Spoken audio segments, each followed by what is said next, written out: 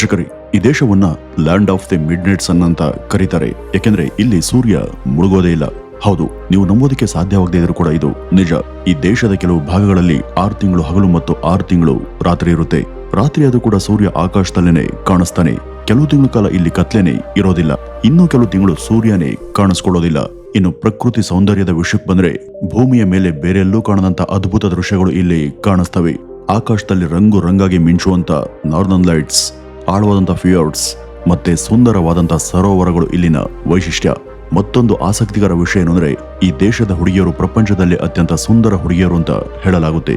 ಕೇವಲ ಸೌಂದರ್ಯ ಮಾತ್ರ ಅಲ್ಲ, ಅವರ ಲೈಫ್ ಸ್ಟೈಲ್ ಮತ್ತೆ ಕಾನ್ಫಿಡೆನ್ಸ್ ಕೂಡ ತುಂಬಾ ಸ್ಪೆಷಲ್. ವೀಕ್ಷಕರೇ, ಇವತ್ತು ನಾವು ಮಾತನಾಡ್ತಿರುವಂತಹ ದೇಶದ ಹೆಸರು ನಾರ್ವೆ. ಈ ದೇಶದ ಬಗ್ಗೆ ಅನೇಕ ಜನಕ್ಕೆ ಗೊತ್ತಿಲ್ಲ. ಈ ಒಂದು ದೇಶದ ಬಗ್ಗೆ ಗೊತ್ತಿಲ್ಲದಂತ ಅನೇಕ ಅಮೇಜಿಂಗ್ ಮತ್ತು ಇಂಟ್ರೆಸ್ಟಿಂಗ್ ವಿಷಯಗಳನ್ನ ಇವತ್ತಿನ ಈ ಒಂದು ವಿಡಿಯೋದಲ್ಲಿ ನಿಮಗೆ ತಿಳಿಸ್ಕೊಡುವಂತ ಪ್ರಯತ್ನವನ್ನ ಮಾಡ್ತೀನಿ. ವೀಕ್ಷಕರೇ, ಈ ನಾರ್ವೆ ದೇಶ ಯುರೋಪ್ ಖಂಡದ ಸ್ಕ್ಯಾಂಡಿನೇವಿಯಾ ಪ್ರಾಂತ್ಯದಲ್ಲಿ ಇರುವಂತಹ ಒಂದು ಸುಂದರ ದೇಶ. ಇದರ ಪೂರ್ವಕ್ಕೆ ಸ್ವೀಡನ್, ಫಿನ್ಲ್ಯಾಂಡ್ ಮತ್ತೆ ರಷ್ಯಾ ದೇಶಗಳು ಇದ್ದಾವೆ. ಇನ್ನು ಪಶ್ಚಿಮ ಭಾಗ ಪೂರ್ತಿ ಅಟ್ಲಾಂಟಿಕ್ ಮಹಾಸಾಗರದಿಂದ ಆವೃತವಾಗಿದೆ. ಇನ್ನು ಈ ನಾರ್ವೆ ದೇಶ ಜಗತ್ತಿನ ಶ್ರೀಮಂತ ದೇಶಗಳಲ್ಲಿ ಇದು ಕೂಡ ಒಂದು. ಏಕೆಂದ್ರೆ ಈ ದೇಶದ ಪ್ರತಿಯೊಬ್ಬ ಸಾಮಾನ್ಯ ವ್ಯಕ್ತಿ ಕೂಡ ಹೆಚ್ಚು ಸಂಪಾದನೆ ಮಾಡ್ತಾನೆ. ಹಾಗಾಗಿ ಈ ದೇಶ ಮಾತ್ರ ಅಲ್ಲ, ಜನರು ಕೂಡ ಶ್ರೀಮಂತರೇ. ಈ ದೇಶದ ರಾಜಧಾನಿ ಓಸ್ಲೋ. ಇನ್ನು ಈ ನಾರ್ವೆ ದೇಶದ ಕರೆನ್ಸಿ ಹೆಸರು ನಾರ್ವೇಜಿಯನ್ ಕ್ರೋನ್. ಇದನ್ನ ಸಂಕ್ಷಿಪ್ತವಾಗಿ ಎನ್ಒಕೆ ಅಂತ ಕೂಡ ಕರೀತಾರೆ. ಇಲ್ಲಿನ ಒಂದು ಕ್ರೋನ್ ಮೌಲ್ಯ ನಮ್ಮ ದೇಶದ ಕರೆನ್ಸಿಗೆ ಹೋಲಿಸಿದ್ರೆ ಸುಮಾರು 10 ರೂಪಾಯಿಗೆ ಸಮಾನ. ಈ ಒಂದು ದೇಶದ ಜನಸಂಖ್ಯೆ ಕೇವಲ 55 ಲಕ್ಷ ಮಾತ್ರ. ಈಗ ಒಂದು ಇಂಟ್ರೆಸ್ಟಿಂಗ್ ವಿಷಯವನ್ನ ಹೇಳ್ತೀನಿ ಕೇಳಿ. ನಾರ್ವೆನ land of the midnight sun ಅಂತ ಯಾಕೆ ಕರೀತಾರೆ ಅಂದ್ರೆ, ಬೇಸಿಗೆ ಕಾಲದಲ್ಲಿ ಕೆಲವು ಭಾಗಗಳಲ್ಲಿ ಸೂರ್ಯ ಅಸ್ತಮಿಸೋದೇ ಇಲ್ಲ. 24 ಗಂಟೆ ಕೂಡ ಸೂರ್ಯ ಆಕಾಶದಲ್ಲಿ ಪ್ರಕಾಶಿಸ್ತಾನೆ ಇರ್ತಾನೆ. ಅಂದ್ರೆ ಅರ್ಧ ರಾತ್ರಿಯಲ್ಲೂ ಕೂಡ ನೀವು ಸೂರ್ಯನನ್ನ ನೋಡಬಹುದು. ಆದ್ರೆ ಚಳಿಗಾಲದಲ್ಲಿ ಪರಿಸ್ಥಿತಿ ಪೂರ್ತಿ ಉಲ್ಟಾಗಿರುತ್ತೆ. ಕೆಲವು ಭಾಗಗಳಲ್ಲಿ 24 ಗಂಟೆ ಕೂಡ ಕತ್ಲಿರುತ್ತೆ. ಬೇಸಿಗೆ ಕಾಲದಲ್ಲಿ ಕೆಲವು ಭಾಗಗಳಲ್ಲಿ ಇಲ್ಲಿ ಸೂರ್ಯ ಮುಳುಗೋದೇ ಇಲ್ಲ. 24 ಗಂಟೆ ಕೂಡ ಸೂರ್ಯ ಆಕಾಶದಲ್ಲಿ ಪ್ರಕಾಶಿಸುತ್ತಲೇ ಇರ್ತಾನೆ. ಅಂದ್ರೆ ಅರ್ಧ ರಾತ್ರಿಯಲ್ಲೂ ಕೂಡ ನೀವು ಸೂರ್ಯನನ್ನ ನೋಡಬಹುದು. ಆದ್ರೆ ಚಳಿಗಾಲದಲ್ಲಿ ಪರಿಸ್ಥಿತಿ ಪೂರ್ತಿ ಉಲ್ಟಾಗಿರುತ್ತೆ. ಕೆಲವು ಭಾಗಗಳಲ್ಲಿ 24 ಗಂಟೆ ಕೂಡ ಕತ್ಲಿರುತ್ತೆ, ಸೂರ್ಯ ಕಾಣಿಸೋದೇ ಇಲ್ಲ. ಈ ಒಂದು ದೇಶದಲ್ಲಿ ಈ ರೀತಿ ಆಗೋದಕ್ಕೆ ಕಾರಣ ಅರ್ತ್ ಟಿಲ್ಟ್. ಇನ್ನು ಮತ್ತೊಂದು ಆಶ್ಚರ್ಯಕರ ವಿಷಯ ಏನಂದ್ರೆ, ನಾರ್ವೆ ಜೈಲುಗಳು ಪ್ರಪಂಚದಲ್ಲಿ ಅತ್ಯಂತ ಲಕ್ಸುರಿ ಜೈಲುಗಳು ಅಂತ ಪ್ರಸಿದ್ಧಿಯನ್ನ ಪಡೆದಿದ್ದಾವೆ. ಅಲ್ಲಿನ ಖೈದಿಗಳಿಗೆ ಟಿವಿ, ಮ್ಯೂಸಿಕ್ ಸ್ಟುಡಿಯೋ ಮತ್ತೆ ಕುಕಿಂಗ್ ನ ರೂಮ್ಗಳು ಕೂಡ ಇದ್ದಾವೆ. ಇಲ್ಲಿನ ನಂಬಿಕೆ ಏನಂದ್ರೆ, ಶಿಕ್ಷೆ ಅನ್ನೋದು ಒಬ್ಬ ವ್ಯಕ್ತಿಯ ಸ್ವಾತಂತ್ರ್ಯವನ್ನ ಕಸ್ಕೊಳ್ಳೋದೇ ಹೊರತು ಅದನ್ನ ಹಿಂಸಿಸೋದಲ್ಲ. ಇನ್ನು ಪ್ರಪಂಚದಲ್ಲಿ ಅತಿ ಹೆಚ್ಚು ಎಲೆಕ್ಟ್ರಿಕ್ ಕಾರ್ಗಳನ್ನ ಬಳಸುವಂತ ದೇಶ ಅಂದ್ರೆ ಅದು ನಾರ್ವೆ. ಇಲ್ಲಿನ ರಸ್ತೆಗಳಲ್ಲಿ ನಮಗೆ ಹೆಚ್ಚಾಗಿ ಕಾಣಿಸೋದು ಪೆಟ್ರೋಲ್ನ ಕಾರುಗಳಲ್ಲ, ಬದಲಾಗಿ ಟೆಸ್ಲಾದಂತ ಎಲೆಕ್ಟ್ರಿಕ್ ಕಾರುಗಳೇ. ಏಕೆಂದ್ರೆ ಪರಿಸರವನ್ನ ಕಾಪಾಡೋದಕ್ಕೆ ನಾರ್ವೆ ಸರ್ಕಾರ ಎಲೆಕ್ಟ್ರಿಕ್ ವಾಹನಗಳ ಮೇಲೆ ವಿಶೇಷ ಸಬ್ಸಿಡಿ ಮತ್ತು ಟ್ಯಾಕ್ಸ್ ರಿಯಾಯಿತಿಗಳನ್ನ ಕೊಡುತ್ತೆ.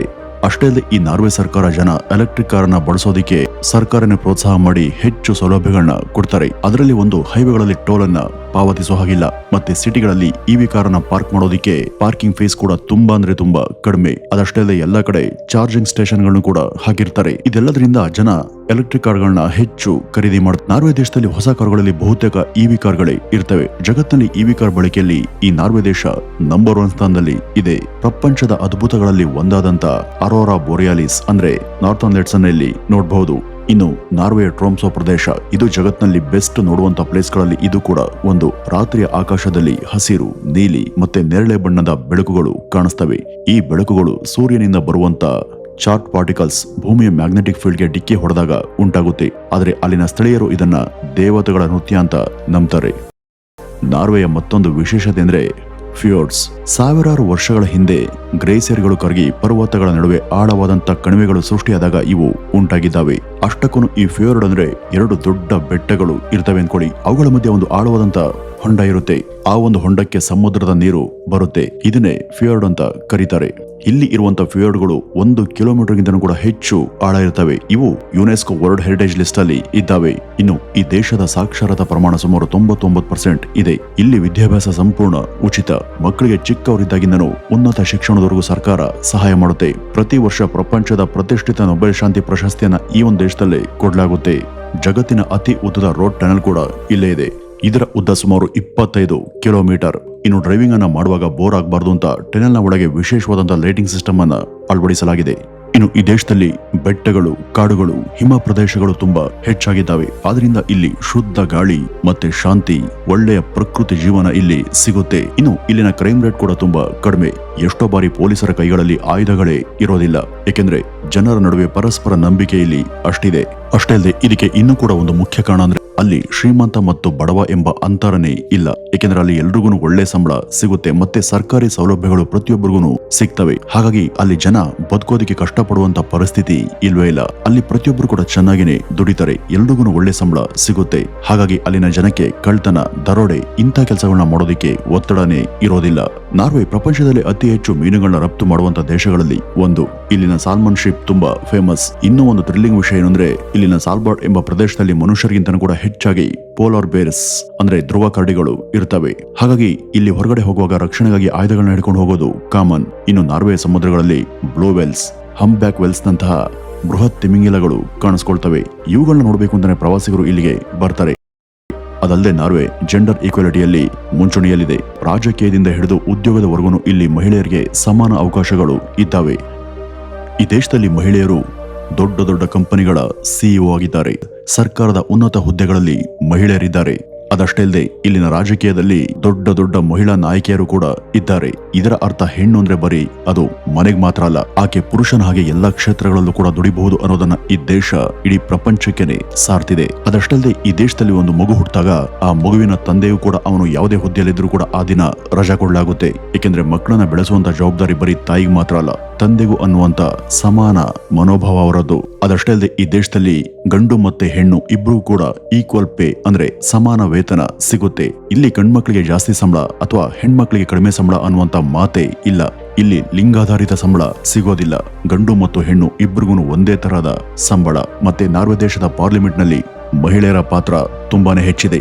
ಹಲವಾರು ವರ್ಷಗಳ ಹಿಂದೆ ಒಬ್ಬ ಮಹಿಳಾ ಪ್ರಧಾನಿ ಕೂಡ ಇದ್ರು. ಈ ಜೆಂಡರ್ ಈಕ್ವಾಲಿಟಿ ಅನ್ನೋದನ್ನ ಚಿಕ್ಕ ವಯಸ್ಸಿನಿಂದಲೇ ಆ ದೇಶದಲ್ಲಿ ಮಕ್ಕಳಿಗೆ ಕಲಿಸ್ಕೊಡ್ತಾರೆ.